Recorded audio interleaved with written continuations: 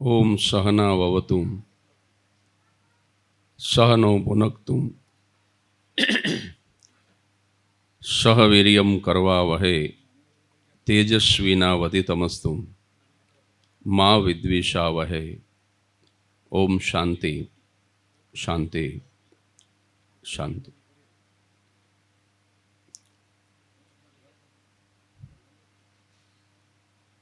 ગુજરાતના પાટનગર ગાંધીનગરના આંગણે સંસ્કૃતિ સંસ્થા દ્વારા આજનો આ કાર્યક્રમ અને એની અંદર ઉપસ્થિત તમામ મુરબ્બીઓ, માતાઓ, ભાઈઓ, બહેનો, ભૂલકાઓ, આપ સૌને આપના મિત્ર જગદીશ ત્રિવેદીના સહર્ષ નમસ્કાર. કાર્યક્રમ શરૂ કરો એ પહેલા સંસ્કૃતિ સંસ્થાનું નામ છે. હું રસ્તામાં વિચારતો હતો, સંસ્કૃતિ એટલે શું? આપણે ત્યાંથી શરૂ કરીએ આજની વાત.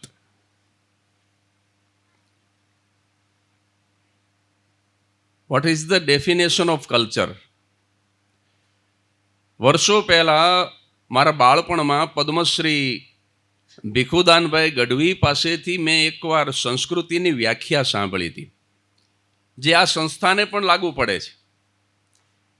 કે સંસ્કૃતિ એટલે શું? તો કે ભૂખ લાગે અને ખાવું પડે એને પ્રકૃતિ કહેવાય. ભૂખ લાગે અને ખાવું પડે, જીવ માત્રને ભૂખ લાગે અને ખાવું પડે એને પ્રકૃતિ કહેવાય. પણ ખાધેલું પચાવવા માટે જો ટીકડીઓ લેવી પડે તો એને વિકૃતિ કહેવાય. ટેબ્લેટ લેવી પડે, ટીકડી લેવી પડે તો એને વિકૃતિ કહેવાય. પણ ત્રીજી લીટીમાં બહુ સરસ વાત કરી છે લોક સાહિત્યમાં, કે 3 દિવસથી ખાધું ન હોય, 3 દિવસથી ખાવાનું મળ્યું જ ન હોય, અને ચોથા દિવસે થાળીમાં એક સૂકો રોટલો આવીને પડે અને એનું બટકું તોડીને મોઢામાં મૂકવા જાવ અને આંગણામાં જો ભૂખો મહેમાન આવી જાય તો એ રોટલો મહેમાનને આપીને ઊભો થઈ જાય, એને સંસ્કૃતિ કહેવાય. આ સંસ્કૃતિ છે.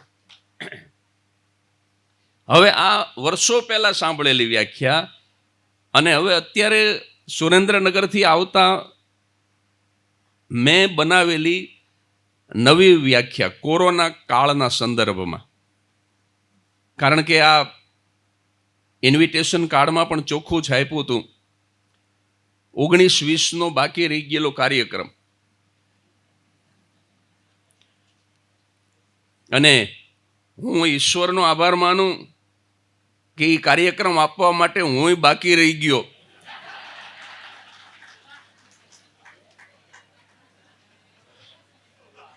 અને તમે આ ઉમિયા માતાજીને થેન્ક યુ કહેજો કે દાંત કાઢવા માટે તમે બાકી રહી ગયા.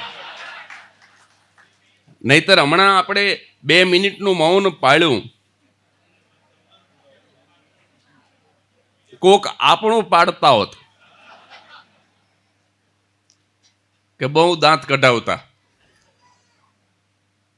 કારણ કે દુઃખ સાથે કહેવું પડે કે ઘણા અંગતમાંથી દિવંગત બની ગયા. પણ આપણે આ જીવતા છીએ, ભગવાનનો આપણે આભાર માનીએ કે હું હસાવા માટે, તમે હસવા માટે હયાત છો. આવડી મોટી મહામારી પછી પણ એટલે મેં રસ્તામાં કોરોનાના સંદર્ભમાં એક સંસ્કૃતિની મારી મૌલિક વ્યાખ્યા બનાવી છે આજે સુરેન્દ્રનગરથી ગાંધીનગર સુધી આવતા આવતા. કે કોરોનાના સંદર્ભમાં સંસ્કૃતિ એટલે શું? તો કે લોકડાઉનની અંદર આપણા ઘરમાં જ રહીએ, સેનેટાઈઝર, માસ્ક, સોશિયલ ડિસ્ટન્સ. સેનેટાઈઝરમાં શું થતું તમે બધાએ અનુભવ કર્યો હશે. આપણા ઘરમાં જો આપણે લઈએ ને તો પીચુક, અને ક્યાંક સરકારી કચેરી કે બેંકમાં જઈએ ને તો પીચુક પીચુક પીચુક પીચુક, તો આમ 4 વખત ડંકી હલાવે. અમારે એક ભાઈ તો આમ મોઢે લગાડે કોણી સુધી અને પછી હાથમાં લઈને લેંગો ઊંચો કર્યો ને ઢીચણ સુધી પગે લગાડ્યું, કારણ કે મફતનું હતું ને. ઘરમાં એટલી બધી હિંમત ન કરે. અને માસ્ક તો સાહેબ બાનું હતું, બાકી માણસ છે ને પ્રકૃતિને મોઢું દેખાડવા લાયક નહોતો રહ્યો. मास्क तो सिर्फ बहाना था, इंसान मुंह दिखाने के लायक नहीं रहा था प्रकृति को. जो आ प्रकृति संस्कृति एनी ज हजी आपणे भूमिका बांधीए छे. हमणा आ कोरोना काळनी वात करूं छुं. एक भाई श्राद्धमां एना बापनुं श्राद्ध हतुं ने दूधपाक खावा बैठो ने हजी तो आम अडधुं छालियुं ज खाधुं हतुं ने अडधा छालियानो घा कर्यो रहोडामां કે તને દૂધપાક બનાવતા નથી આવડતું. ઓલી કે પણ વાંધો હું છે, આટલા વરસથી બનાવું, તમારા બાપ ગુજરી ગયા એને 12 વર્ષ થયા, દર વર્ષે બનાવું. અરે કે આની અંદર ભાત નાખવાના હોય. તારે ઓલીએ કીધું કે ભાત નાખ્યા છે પણ તમે માસ્ક કાઢવાનું ભૂલી ગયા છે, એટલે ગરણીમાંથી એકલું દૂધ નીચે જાય છે અને આ ભાત બધા થાળીમાં પડ્યા છે. એટલે સુરેન્દ્રનગરથી અહીંયા આવતા આવતા જે વ્યાખ્યા કરી મેં સંસ્કૃતિની કોરોનાના સંદર્ભમાં, તમને ગમે તો આશીર્વાદ આપજો કે લોકડાઉનની અંદર આપણે ઘરમાં જ રહીએ અને આ એસએમએસનું પાલન કરીએ, સોશિયલ ડિસ્ટન્સ, માસ્ક, સેનેટાઈઝર. એ પ્રકૃતિ છે. પણ બીજી લીટીમાં લખવું પડ્યું છે દુઃખ સાથે કે આવી મહામારીની અંદર કોકની મજબૂરીનો લાભ ઉઠાવી લઈ તો એ વિકૃતિ છે. નકલી રેમડેસિવિર વેચી નાખી. ઘણી બધી રીતે લોકોએ પોતાનો સ્વભાવ પ્રગટ કર્યો. જે સજ્જન હતા એને સજ્જનતા, કારણ કે કોઈ પણ પ્રકારની મહામારી આવે ને ત્યારે માણસનો મૂળ સ્વભાવ પ્રગટ થાય. પછી ધરતીકંપ હોય તો ભલે, એ પછી સુનામી હોય તો ભલે, પછી એ કોરોના હોય તો ભલે. એટલે આવી મહામારીમાં કોઈની મજબૂરીનો લાભ ઉઠાવી લઈ તો એ વિકૃતિ છે. પણ છેલ્લી પંક્તિમાં મેં લખ્યું છે કે પોતાના જીવની પણ પરવા કર્યા વગર, કોરોના વોરિયર્સને યાદ કરજો, પોતાના જીવની પણ પરવા કર્યા વગર બીજાના પરિવારને પીખાતો વિખાતો બચાવી લઈ તો એ સંસ્કૃતિ છે. સંસ્કૃતિ એક ડગલું આગળ છે. એટલે આટલી નાનકડી ભૂમિકા, સરસ ઓડિયન્સ આજે મળ્યું છે. સારી વાતને તાલી પાડીને વધાવી લ્યો છો. હળવી વાત હોય તો સરસ મજાનું હસી લ્યો છો. એકવાર એક જગ્યાએ કાર્યક્રમ, એક જ કાકા તાલી પાડે. મેં કીધું તમે શોખીન લાગો છો? મને કે ના રે ના, હું તો તમાકુનો બંધાણી છું. ત્યારે ખબર પડી કે આ કાકો તો તમાકુ ખાય. મેં કીધું તમને મજા નહોતી આવતી? મને કે તો તને કહેવાનું જ રહી ગયું, હું તો બે કાને બેરો છું. મેં કીધું બેરા છો તો મારા પ્રોગ્રામમાં આવ્યા શું કામ? તો કે તારે કાકીએ પરાણે ધક્કા મારીને મોકલું કે 3 કલાક તમે ત્યાં જાઓ ને તો અહીંયા ઘરમાં શાંતિ. એટલે આવા અનુભવ થાય. કોરોના પછી કેવી ભયંકર મંદી આવી. મંદી એટલે સાહેબ ગજબની મંદી. મારા બાઇકમાંથી ગાભો કોક ચોરી ગયું. હવે આનાથી વધારે મંદીની શું પરાકાષ્ઠા હોય? બાઇક લૂછવાનો ગાભો કોઈ લઈ જાય, આપણો માભો વીખી નાખે. મને બહુ દુઃખ થયું કે હાળું ગાભો કોઈ લઈ જાય. પણ પછી બહુ વિચાર કરીને મેં મન મનાવ્યું કે હા બની શકે, કારણ કે જેનો હશે એ લઈ ગયો હશે.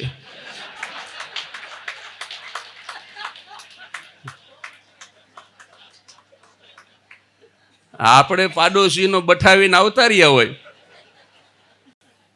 એ પછી મૂળ મિલકત ઉપર એ હક તો જતાવે ને.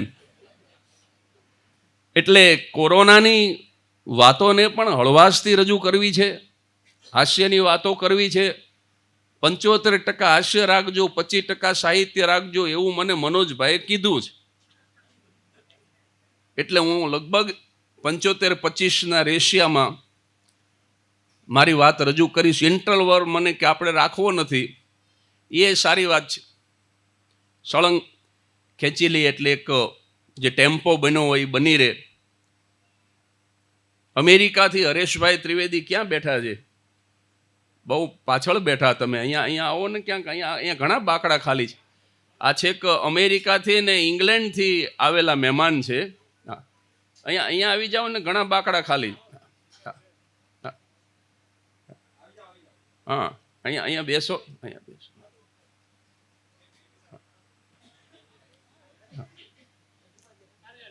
હા, અહીંયા બેસો. હા, હું સુરેન્દ્રનગરથી આવું છું એટલે બાકડો બોલું છું, બાકી મેહાણામાં તો બોકડો ક્યાં બોકડો. બોકડા ઉપર બેહો ત્યારે આપણને એમ થાય કે 4 લીટીની શુભકામના આપું મિત્રો. દિલ મિલે કિસી કો દિલદાર મિલે. દિલ मिले किसी को और किसी को दिलदार मिले. फूल मिले किसी को फूलों का हार मिले. यारी मिले किसी को और किसी को यार मिले. लेकिन आप सब लोगों को हर वक्त सारे जहां का प्यार मिले. प्यार मिले. दिल मिले किसी को दिलदार मिले. फूल मिले किसी को फूलों का हार मिले. यारी मिले किसी को और किसी को यार मिले. आप सब लोगों को हर वक्त सारे जहां का प्यार मिले. એ તમે તાલી પાડીને વધાવી લીધું, બધું બહુ સરસ, મને મજા આવી.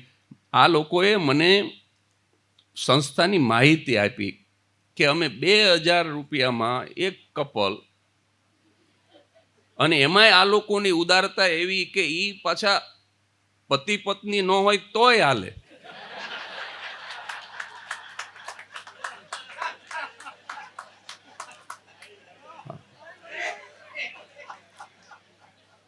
ભવિષ્યમાં પરણવાના હોય તો પણ ચાલે, પરણીને છૂટા પડી ગયા હોય તોય ચાલે, અથવા ક્યારેય પરણવાના જ ન હોય તોય ચાલે. 2000 રૂપિયામાં 2 માણા, બોલો. હવે એમાં પાછા 6 કાર્યક્રમો, અને કાર્યક્રમો એ નિયમિત પાછા 19ની સાલના 22માં બતાવી જ દેવાના. એમાં મોડું નહીં કરવાનું. આ બધી લાઈવ જોક છે સાહેબ. આ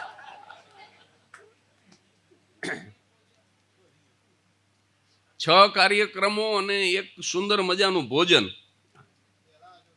હા, એટલે આમ 400 રૂપિયાની ડીશ ગણો તો 100 રૂપિયાનો એક કાર્યક્રમ. 600 રૂપિયામાં 6 કાર્યક્રમ, 400 રૂપિયાની સુંદર મજાની ડીશ.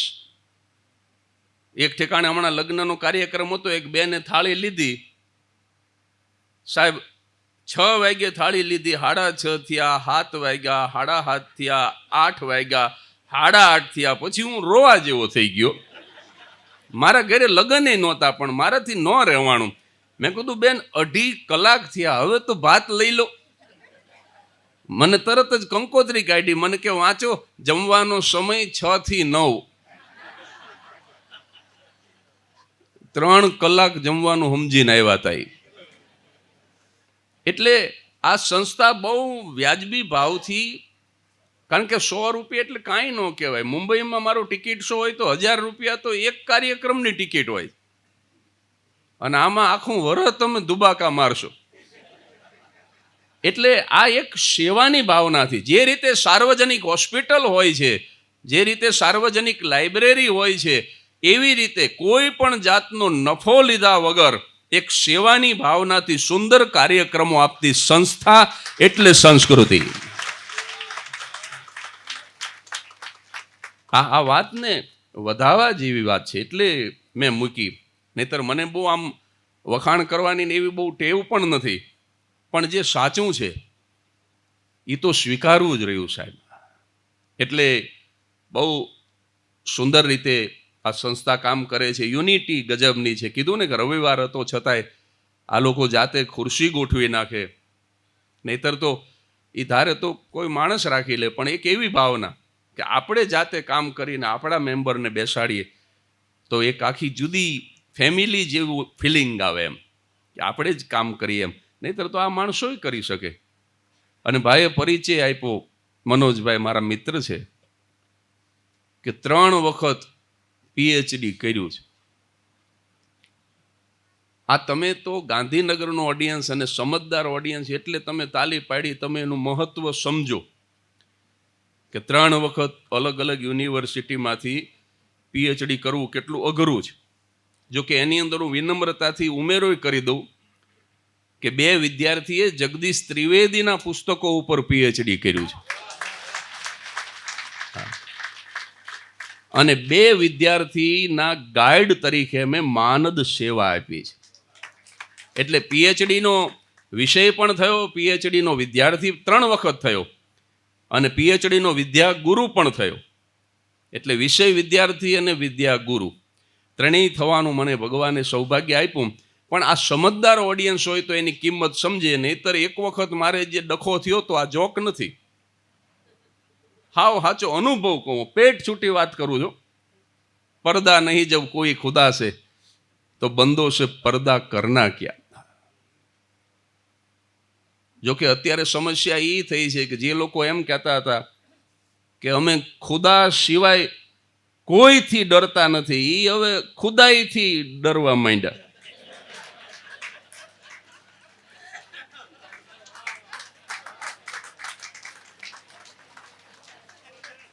કારણ કે આ એવું એવું નીકળે છે સાહેબ, બીક લાગે એવું નીકળે છે. जय महेश जटा जोट कंठ सोहे कालकूट जन्म मरण जाए छूट नाम लेत जाके 3 नयन चंद्रबाल कंठ में मुंडन की माल शोभे तन मृगशाल कटी में नाग बाके गौरी बसत सदा संग भस्म लसत अंग अंग शेष गंग के तरंग वहान वृष भाके कर त्रिशूल अरुण कुठार ब्रह्मानंद निर्विकार जाकी महिमा अपार कहत बेद थाके जाकी महिमा अपार कहत बेद थाके. આ દેવોનો દેવ છે સાહેબ, 200, 500, 5000 વર્ષે એ પ્રગટ થયા વગર રહે નહીં. આ દેવોનો દેવ છે એટલે તો એને મહાદેવ કીધો છે.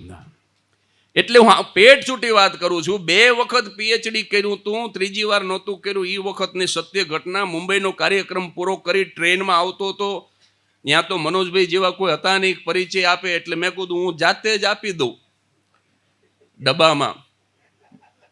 એટલે ટ્રેનના ડબ્બામાં મેં કીધું આપણે પરિચય આપીએ તો આપણું માતમ વધે.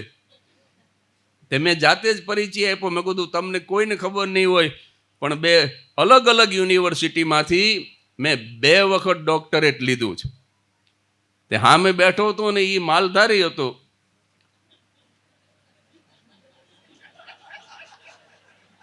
માલધારી એ ભણેલા હોય પણ આ તો હાવ અભણ હતો.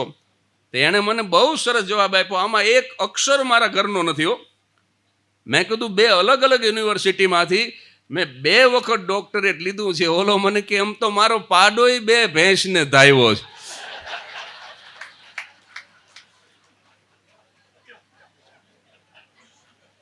સાહેબ હું હાકળ ખેંચીને વગડામાં ઉતરી ગયો. મેં કીધું બાવળની નીચે બેહીશ, બાકી આની બાજુમાં ન બેહાય. કારણ કે છાંયો શીળો હોય તો હુળુય નહીં હંગરાય. શીળો છાંયો હોય ને બાવળનો તો ઈ હુળું નહીં હંગરાય. એટલે બાવળના શીળા છાયા નીચે ઊભું રહી જવું સારું, બાકી આની બાજુમાં ન બેહાય. કારણ કે આને PhDમાં ને પાડામાં ફેર ન લાગે.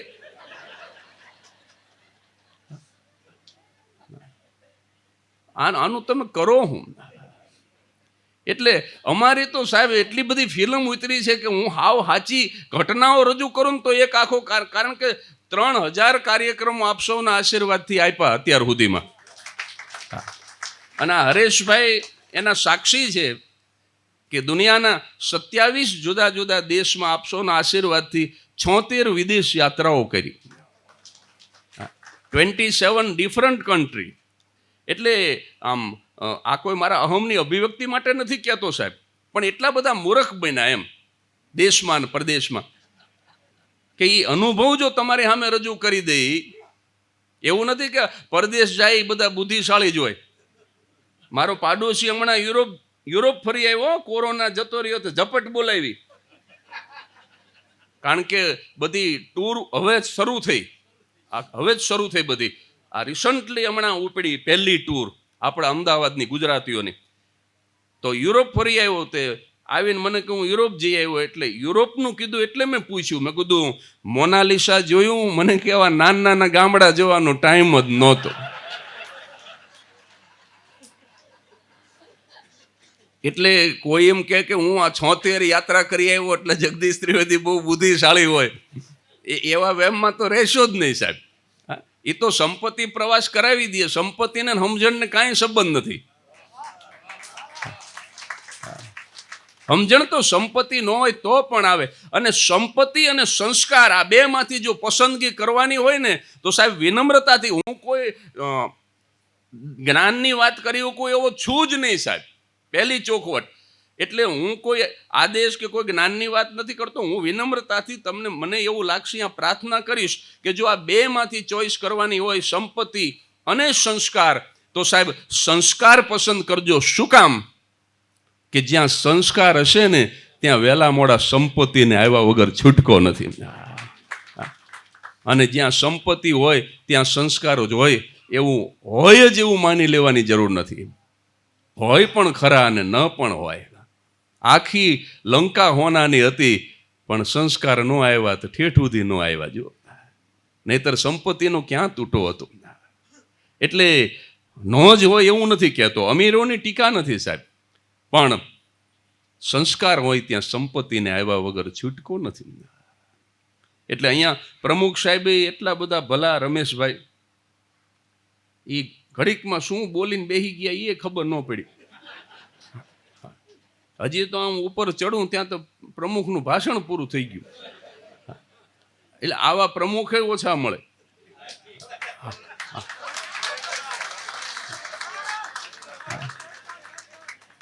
નહીતર મુંબઈમાં એક પ્રમુખ આવ્યા, આવો તમારા જેવો જ બિલો લટકાવેલો. હા, હજી એક આ બિલાનો માયતમ રહી ગયો. કોરોનામાં બધું છૂટી ગયું પણ બિલા ન છૂટ્યા. અને આ જરૂરી છે જેથી કરીને ખબર પડે કે આ કારોબારી વાળા, આ જવાબદાર માણસો છે, આ જવાબદાર છે ને બીજા સભ્યો છે, એટલા માટે આ લગાડ્યા. તે આવો બિલો લગાડીને પ્રમુખ આવ્યા, મને કે જગદીશભાઈ ઉભા રહો, મારે જાહેરાત કરવી છે. તો મેં તો પ્રમુખને માઇક આપી દીધું. મેં કીધું પ્રમુખ બોલે એ તો કંઈ જેવું તેવું હોય નહીં.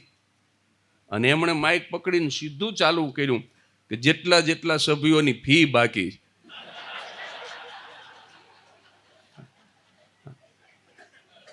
આ મનોજભાઈ હમણાં બોલ્યા ને કે મારે દુઃખ સાથે કહેવું પડે છે, ત્યારે હું બી ગયો ઘડીક.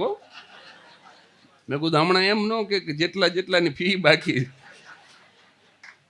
ઓલા મુંબઈ વાળા પ્રમુખ કે જેટલા સભ્યોની ફી બાકી વહેલામાં વહેલી તકે ભરી દેજો. અહીંયા ઊભા રહી ગયા હોત તો વાંધો નહોતો સાહેબ, પણ પછીનું જે વાક્ય બોલ્યા ને એને મને બહુ કષ્ટ આપ્યું. એ કે જો નિયમિત ફી ભરશો તો આ જગદીશ ત્રિવેદી તો કાંઈ નથી, એનાથી સારા કલાકાર બોલાવશે.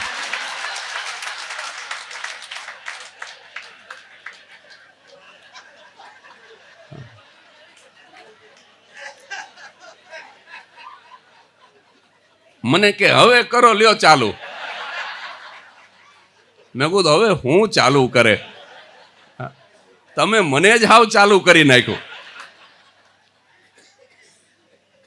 અહીંયા અમદાવાદમાં, મુંબઈની ક્યાં વાત કરો, અમદાવાદમાં કાર્યક્રમના અમે 4 કલાકારો, 3 દિગ્ગજ હાસ્ય કલાકારો, મારા કલાગુરુ શાહબુદ્દીન રાઠોડ સાહેબ, પદ્મશ્રી શાહબુદ્દીન રાઠોડ સાહેબ, જેમણે મને શિક્ષા દીક્ષા આપી. અને મને આનંદી વાતનો છે કે 7મી સરકારી શાળા જે મારા પુરસ્કારમાંથી મેં હમણાં બનાવી, એ પદ્મશ્રી શાહબુદ્દીન રાઠોડ પ્રાથમિક શાળા. મારા ગુરુને વિનમ્રતાથી ગુરુ દક્ષિણા આપવાનો એક આ પ્રયાસ હતો. ચોટીલાની બાજુમાં નાના એવા કાબરણ ગામમાં. તો શાહબુદ્દીન સાહેબ હતા, સ્વર્ગસ્થ કિરીટ વ્યાસ હતા, અને વસંત પરેશ બંધુ, ત્રણેય ખૂબ સિનિયર. અને ચોથો એ ત્રણેયની આંગળીએ હું. અમદાવાદમાં બનેલી ઘટના જો, અમે પહોંચ્યા એક કાર્યક્રમની અંદર, એમાં પ્રમુખ આવ્યા બિલાવાળા. હવે એ વખતે છે ને આ મોબાઈલ કાંઈ નહીં, આ કેસેટ જે હતી ને એ સાઈડ ને બી સાઈડ એના ઉપર અમારા ફોટા હોય. ઈ ફોટા જોવા મળે, બાકી ક્યાંય અમારા ફોટા જોવા ન મળે. હવે તો આ બધો જમાનો બહુ સારો આવી ગયો, અમારી પોતાની યુટ્યુબ ચેનલ ને બધું હવે તો સરસ છે. તમે ધારો ત્યારે સાંભળી શકો. મોટિવેશનલ સ્પીચ સાંભળવી હોય તો પાછા પ્લે લિસ્ટમાં જાઓ તો મોટિવેશનલ સ્પીચ આવે, કોમેડી સાંભળવી હોય તો કોમેડી. આ બધું કેટલું સરસ થઈ ગયું અત્યારે. એ વખતે એવું કંઈ હતું નહીં. ઓલા પ્રમુખ સાહેબ આવ્યા, એ કે આવી ગયા 4 એટલે શાહબુદ્દીન સાહેબ કે આ આવી ગયા. હવે એનો સવાલ સાંભળજો. એ કે મેં નામ લખાવ્યા હતા એ જ આવ્યા ને, પ્રમુખ અમને ઓળખતો જ નહોતો. સંસ્થા મોટી લઈને બેઠેલો, અમને એકઈને ઓળખે નહીં. કે મેં જે નામ લખાવ્યા હતા એ જ આવ્યા ને. હું પહેલેથી થોડોક દોઢો ખરો, નાનપણથી થોડોક આમ ચબરાક્યો ખરો. એટલે મને એમ થયું કે આ ભાઈ જે પૂછે છે ને એની ભાષામાં જવાબ આપું ને તો એને ગળે ઘૂંટડો ઉતરી જાય. એટલે મેં સાહેબ બોલે એ પહેલા હું બોલ્યો કે તમે ઓર્ડર આપ્યો તો ને એ જ માલ આવ્યો છે. એને ગળે ઘૂંટડો ઉતરી ગયો એની ભાષામાં કે તો બરાબર.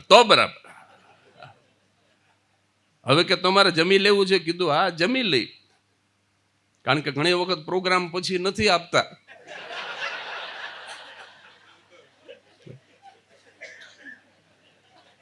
ચાલો ચારેય ચાલો નીચે આવો. આવું બેઝમેન્ટ જેવું હતું ત્યાં જમવાનું પ્રોગ્રામ, અને ઉપર આ અમારો હાસ્ય દરબાર. તે અમને પગથિયા ઉતારીને બેઝમેન્ટમાં લઈ ગયા. હજી આમ અંદર જઈ ત્યાં તો પ્રમુખ રિબાઉન્ડ થઈને પાછા આવ્યા. એ કે ઉભા રહો અહીંયા બાકડે બેસો, અંદર રસ બહુ છે. મેં કીધું અમને કાંઈ વાંધો નથી. 15 મિનિટ પછી 15 મિનિટ અમે આમ એક જ દિશામાં, હા ના કંઈ થયું નથી. ઓલી જે પ્લાસ્ટિકની ચેર છે ને એ હા કંઈ નથી થયું. કારણ કે એનું થોડુંક વજન વધારે છે ને પ્લાસ્ટિકની ખુરશીની થોડીક મર્યાદા હોય, અને વજન વધારે હોવું જ જોઈએ. કોઈ વજન વધારે હોય તો મૂંઝાશો નહીં. આ બહેનોમાં તમે જોઈજો, જેમ રૂપિયા વધે ને એમ આડા ફાટે. જેમ રૂપિયા વધે એમ આમ ડાબે જમણે વધે. એનું કારણ શું? અમુક ઉંમર સુધી હાઈટ વધે, પછી હાઈટ તો વધે નહીં. પછી વધવું કેમ?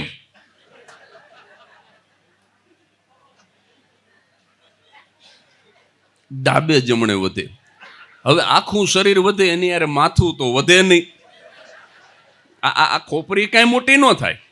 એટલે શરીર જમાવટ લઈ જાય, માથું મૂળ સાઈઝનું જ રહે. એટલે આમ પાછળથી જુઓ ને તો મોટા માટલા ઉપર ઝીણકુક બુજારું ઢાંક્યું હોય.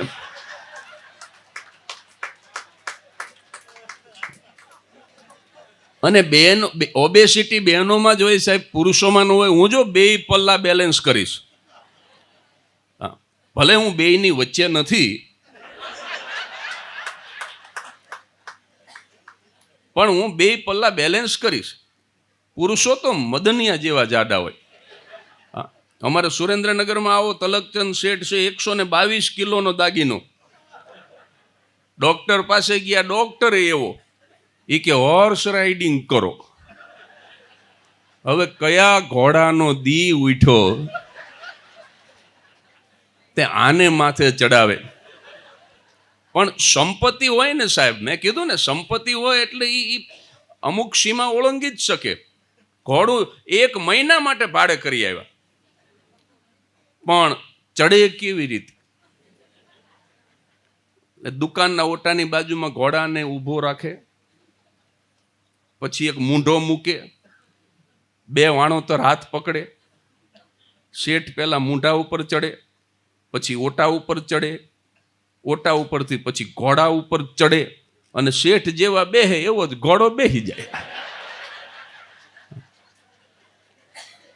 આવું 1 મહિનો હાલ્યું. મહિના પછી શેઠ ડોક્ટર પાસે ગયા. ડોક્ટર કે વજન ઉતરું? એ કે હા ઉતરું, પણ મારું નહીં. ઘોડાનું 8 કિલો ઉતારી નાખ્યું. બોલો. એટલે આ ખુરશી જો પડી ન હોત ને તો આ વિચાર ન આવત. એટલે તમે તારે આવું કંઈક કરતા જ રહેજો, કારણ કે મારી પાસે સ્ક્રિપ્ટ નથી સાહેબ. હા, 84 કેસેટમાં 84 કલાક ગુજરાતી જોક્સ બોલ્યો છું, અને જુદા જુદા વિષય ઉપર બોલ્યો. કે રાજકારણીઓના જોક્સ તો 1 કલાક, નેતાઓના જ જોક્સ, ડોક્ટરના જોક્સ તો 1 કલાક ડોક્ટરના જ જોક્સ, વકીલના જોક્સ તો 1 કલાક વકીલના જ જોક્સ. એવા સબ્જેક્ટ ઉપર બોલ્યો છું, એટલે કોઈ પણ સબ્જેક્ટ ઉપર હું બોલ્યા કરીશ. મારી પાસે સ્ક્રિપ્ટ નથી, પણ હા, હું અહીંયા 2 કલાક બોલું કે 3 કલાક બોલું સાહેબ, મારી એક પણ રમૂજ એવી નહીં હોય જે તમે પરિવાર સાથે સાંભળી ન શકો,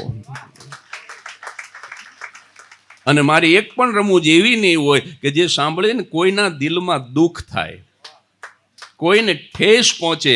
કારણ કે મનુભાઈ પંચોલી દર્શકનું એક વાક્ય છે કે હાસ્યથી રિયલાઇઝેશન થવું જોઈએ, પણ રિએક્શન ન આવવું જોઈએ. એટલે સાહેબ, હું શાહબુદ્દીન રાઠોડનો શિષ્ય છું, એટલે 2 કલાક બોલું કે 3 કલાક બોલું, હું એવી કોઈ રમૂજ નહીં કરું કે જેનાથી કોઈને દુઃખ થાય, અને એવી કોઈ રમૂજ નહીં હોય જેમાં વલ્ગારિટી હોય. કારણ કે મારા કલાગુરુએ મને એક જ વાક્યની અંદર ગુરુ મંત્ર આપ્યો છે કે સ્ટેજ ઉપરથી નીચે ઉતરી જજે, પણ ક્યારેય તારી કક્ષાથી નીચે ન ઉતરતો.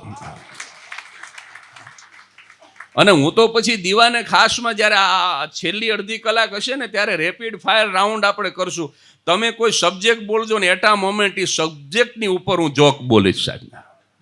તમને જે મોજ આવી દુનિયાનો સબ્જેક્ટ, સ્ક્રિપ્ટ નથી, લખેલું નથી ચાલતું પરમાર સાહેબ, ચોપડીમાં હોય એ નથી હાલતું, ઈશ્વરની કૃપાથી ખોપડીમાં હોય એ જ હાલે છે સાહેબ.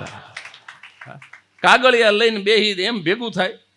હું શરૂઆતમાં કાગળ રાખતો ને એમાં મુદ્દા લખતો શરૂઆતમાં, પણ ભાવનગર યશવંતરાયમાં પ્રોગ્રામ, અને સાહેબ એક જ અનુભવ એવો થયો, આમ મુદ્દા લખેલો કાગળ મેં મૂક્યો, અને કમિટીમાંથી કોક આવ્યો બિલાવાળો, અને આવતા પ્રોગ્રામમાં બિલા કઢાવે પાર.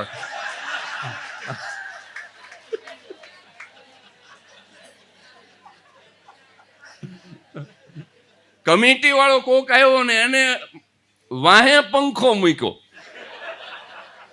અને સાહેબ ફફડાટી બોલી, અને મારા કાગળિયા મુદ્દા ગયા ઓડિયન્સમાં. હવે મારે કેમ કૂદકો મારીને ઓડિયન્સમાં જાઉં કે મારી સ્ક્રિપ્ટ લાવો? બસ તે દિવસથી પ્રતિજ્ઞા કરી કે કાગળમાં મુદ્દા લખીને કોઈ દી નહીં બોલું. એટલે આમ બોલ્યા કરું છું. આમાં ડોક્ટરોય આવ્યા છે, આમાં ડોક્ટરોય છે, હા, બધા વર્ગના માણસો જ. હમણાં આ કોરોના કાળ પહેલા ગાયનેકનું કન્વેન્શન, બધા ગાયનેક ભેગા થયા. નેક એટલે પવિત્ર, અને ગાય એટલે ગાય, જે ગાય જેવા પવિત્ર હોય એ ગાય નેક. એટલે બધા ગાયનેક ભેગા થયા ને એનું કન્વેન્શન ને મારો પ્રોગ્રામ.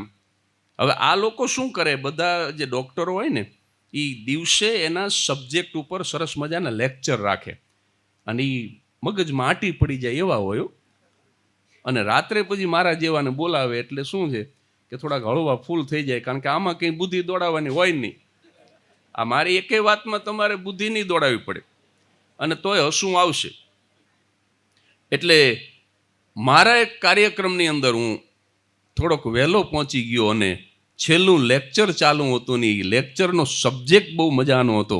ગાયનેકનું કન્વેન્શન એટલે સબ્જેક્ટ એના ફિલ્ડનો હોય કે સગર્ભા સ્થિતિમાં માતા, પ્રેગ્નન્સી પીરિયડમાં માતા જે જોવે, જે વાંચે, એના ગર્ભસ્થ શિશુ ઉપર, આવનાર બાળક ઉપર અસર થાય કે કેમ. આવો સરસ ઇન્ટરેસ્ટિંગ સબ્જેક્ટ. એટલે હું થોડોક વહેલો જતો રહ્યો ચૈન. મેં કીધું આપણે સાંભળીએ આ પ્રવચન, આપણને કંઈક જાણવા મળે. પણ વક્તા એવા ગોતેલા સાહેબ, સબ્જેક્ટ જેટલો હારો એટલા જ વક્તા નહીં હારા. એક ડોક્ટર ઊભા થયા, એ કે અસર થાય. મારી એક પેશન્ટે સીતા ઓર ગીતા મૂવી જોયું, અને 2 બેબી આવી. બોલો, હવે આવી અસર થાય.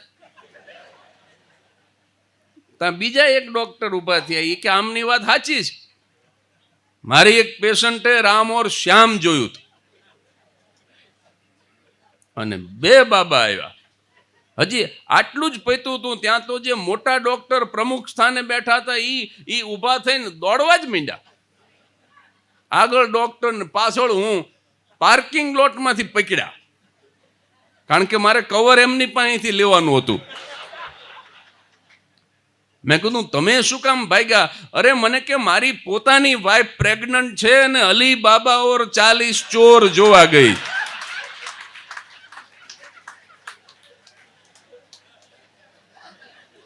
મને કે આમનામ હાલું તો મારું શું થશે?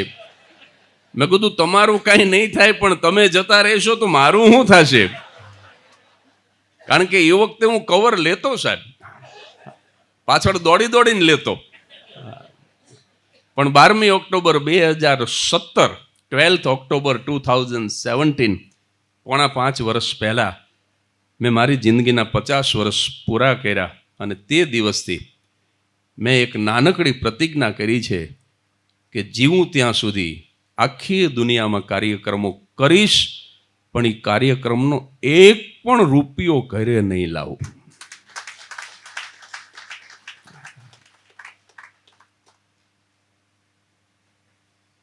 સફેદ લુગડા પહેરવાના આખી જિંદગી. હમણાં દીકરાના લગ્ન મહિના પહેલા જ પૂરા થયા. આ પરેશભાઈ અમારા વેવાય છે, એ તો હમણાં ખબર પડી. તો આપણે પ્રોગ્રામ નક્કી થઈ ગયો પછી પડી, નહીતર 25,000 વધારે ક્યાંત, કારણ કે નવા હગા છે, આમાં હાલે એવું હતું. પણ કહેવાનો મારો અર્થ કે સફેદ કપડાં આખી જિંદગી પહેરવાના. હમણાં દીકરાના લગ્ન હતા તોય આજ પહેર્યા હતા, અને વાળ કાળા નહીં કરવાના. આ 3 નાનકડી પ્રતિજ્ઞા: સફેદ કપડાં પહેરવા, વાળ કાળા ન કરવા, અને અર્થ ઉપાર્જન સદંતર ન કરવું. કારણ કે સાહેબ હરિવંશરાય બચ્ચન, એમને ઇંગ્લેન્ડ જઈને PhD કરવું હતું. ઘરમાં પૈસા નહોતા. બ્રિટિશ કાઉન્સિલે અલ્હાબાદની યુનિવર્સિટી ઉપર પત્ર લખ્યો કે તમારા કોઈ ઇંગ્લિશના પ્રોફેસરને અહીંયા PhD કરવા આવવું હોય તો અમે એની આવવા જવાની ટિકિટ આપીએ, અમે એની ફી ભરી દઈ, પણ રહેવા અને જમવાનો ખર્ચ તો એ જે પ્રોફેસર આવે એને જાતે ભોગવવાનો. ત્યાં એ જમાનામાં 3,000 રૂપિયાનો રહેવાનો ખર્ચ હતો, અને ત્યાં સુધી જતા હોય તો યુરોપ જવું જોઈએ તો 2,000 રૂપિયાનો યુરોપ દર્શનનો ખર્ચ હતો. પણ 5,000 રૂપિયા હરિવંશરાય બચ્ચનના ઘરમાં નહોતા. જવાહરલાલ નહેરુને મળ્યા અને નહેરુ ચાચાએ 5ની જગ્યાએ 8,000 મંજૂર કર્યા કે 8,000 તમને આપવામાં આવશે. પણ યુનિવર્સિટીની અંદર રમત રમાઈ ગઈ મનોજભાઈ, અને કિન્નાખોરી એવી રાખી એમના જે ઉપરી હતા એણે કે પ્રોફેસર બચ્ચનના બદલે પ્રોફેસર દેવને પસંદ કર્યા. કાયદેસર દેવનું નામ નોમિનેટ થયું જવા માટે, અને 8,000 રૂપિયા સરકારે મંજૂર કર્યા હતા. એ બચ્ચન સાહેબને ન મળ્યા. મારતી સાયકલે ઘરે આવ્યા, રોવા માંડ્યા. તેજી બચ્ચને કીધું કે શું થયું? તો કે 8,000 સરકારે મંજૂર કર્યા હતા, પણ મારું નામ જ મંજૂર ન થયું યુનિવર્સિટીમાંથી. પણ મારે કોઈ પણ ભોગે જવું છે. મધુશાલા આટલી લોકપ્રિય હતી ને છતાંય સોપાન કાવ્ય સંગ્રહ કોઈ પ્રકાશક 3,000થી વધારે રૂપિયા આપવા તૈયાર નહોતો. આટલી લોકપ્રિય મધુશાલા છતાં, અને 3,000 રૂપિયામાં નવો કાવ્ય સંગ્રહ વેચ્યો, અને તેજી બચ્ચને 2,000 રૂપિયામાં એના બધા ઘરેણા વેચ્યા. કવિએ કવન વેચ્યું અને કવિ પત્નીએ ગવન વેચ્યું સાહેબ. અને હરિવંશરાય બચ્ચન ઇંગ્લેન્ડ પહોંચ્યા. બંને યુનિવર્સિટી પ્રવેશ આપતી હતી, ઓક્સફર્ડ અને કેમ્બ્રિજ. પણ સારામાં સારી યુનિવર્સિટીમાં PhD કરવું છે એટલે કેમ્બ્રિજમાં યુનિવર્સિટી જે હતી એ કેમ્બ્રિજ યુનિવર્સિટીની અંદર એમણે એડમિશન લીધું. પણ આ વાત બહુ લાંબી છે, પણ 1 જ મિનિટમાં હું પૂરી કરી દઉં, મારે તમને હસાવવા છે. પણ સાહેબ આ સંપત્તિ અર્થ ઉપાર્જન ન કરવું, આ નિર્ણય શું કામ લીધો? ઘણાના મનમાં વિચાર આવે કે 50 વર્ષે આ ક્યાં ટાટા બિરલા હતો તે 50 વર્ષે આવો નિર્ણય લઈ લીધો. આપણે તો સામાન્ય માણસ, હું માસ્તરનો છોકરો છું સાહેબ, my father was primary teacher. પણ આ શું કામ નિર્ણય લીધો? આવી બધી ઘટનાઓ નાનપણથી વાંચતો હતો, જોતો હતો, સાંભળતો હતો. હરિવંશરાય જ્યારે પીએચડી કરીને પાછા આવતા હતા ને, વિમાનનું ભાડું નહોતું, સ્ટીમરની ટિકિટ, દરિયાઈ માર્ગે પાછા આવ્યા અને મુંબઈ બંદર ઉતર્યા. આશા તો એવી હતી કે આટલા લાંબા સમયે હિન્દુસ્તાન આવું છું, માદરે વતન આવું છું. તો તેજી નાના બંને બાળકોને લઈને બંદર ઉપર સ્વાગત કરવા આવશે. કવિ બંદર ઉપર ઉતર્યા તો કોઈ નહોતું. રેલવે સ્ટેશન પહોંચ્યા અને મુંબઈથી અલ્હાબાદ પહોંચ્યા અને અલ્હાબાદ રેલવે સ્ટેશને નાનકડા અમિતાભ અને અજિતાભને લઈ અને તેજી બચ્ચન રેલવે સ્ટેશનના પ્લેટફોર્મ ઉપર મળ્યા. ડૉક્ટર હરિવંશરાય બચ્ચને કીધું કે હું આટલા બધા લાંબા સમય આવતો હતો અને તું મને મુંબઈ સુધી લેવા ન આવી. અને ત્યારે તેજી બચ્ચન રડવા માંડ્યા અને રડતા રડતા એટલું જ કીધું તું કે મારે તો ઘણું આવવું તું, પણ અલ્હાબાદથી મુંબઈ આવવાનું ભાડું ઘરમાં નથી. સાહેબ, જેમની સંસારમાં વસમી સફર હોતી નથી, એમને શું છે જગત એની ખબર હોતી નથી. એટલે આ અમિતાભ બચ્ચનના ઘરની વાત કરું છું. એટલે આ જુઓ, આ સંપત્તિ કેટલી ચંચળ છે, આ પહેલેથી ખબર હતી. એટલા માટે થઈ અને આનો ભરોહો ન કરાય એટલે અર્થ ઉપાર્જનનો ત્યાગ કર્યો. કારણ કે આના ભરોહે રહેવાય સાહેબ. આ ક્યારે તમને રાજા બનાવે ને ક્યારે રંક બનાવે એનું કાંઈ નક્કી નહીં. અમદાવાદ હું એક કાર્યક્રમ માટે જતો હતો, હવે ઝડપથી પાછો હાસ્ય તરફ જતો રહું, કારણ કે આ 25% વધુ ન જોઈએ એવું કીધું છે. પછી આ ટકા વધે ને પછી ઓલા ચેકના ટકા ઘટે તો ક્યાં જવું? એક ઠેકાણે મેં બહુ રોવરાવ્યા તો મારા પૈસા કાપી લીધા. બોલો. મેં કીધું કેમ? મને કે અમે તો દાંત કાઢવા બોલાવ્યા હતા ને તમે રોવડાવ્યા. એટલે મારે બધું આમ બેલેન્સ તો કરવું ને. ચેકે તે પાછો સહી કરીને આપવાના. મને કીધું, મને કે સહી કરીને આપ, નહીં તો હમણાં એક કાકાએ ડોનેશન આપ્યું 1.25 લાખ રૂપિયાનું. મેં કીધું સહી તો કરો. મને કે ગુપ્તદાન. એટલે આ ગુપ્તદાન નથી કરવાના, જાહેર દાન કરવાના. અને એ ક્યાં આપવાના છે એ કહી દીધું પાછું કે આ રકમ આ કેટલા રૂપિયા છે. રૂપિયા બોલો ને, શું વાંધો? 51,000 રૂપિયા આ સંસ્થા આજે આ હું તમને હસાવું એના પેટે ઢાંકણિયા ચોટીલા અને સાયલાની વચ્ચે હેમુ ગઢવી સમર્થ લોક ગાયકનું જન્મસ્થાન, ત્યાં જે હું શાળા બનાવી રહ્યો છું એની અંદર આ સંસ્થા 51,000 રૂપિયા ત્યાં મોકલવાની.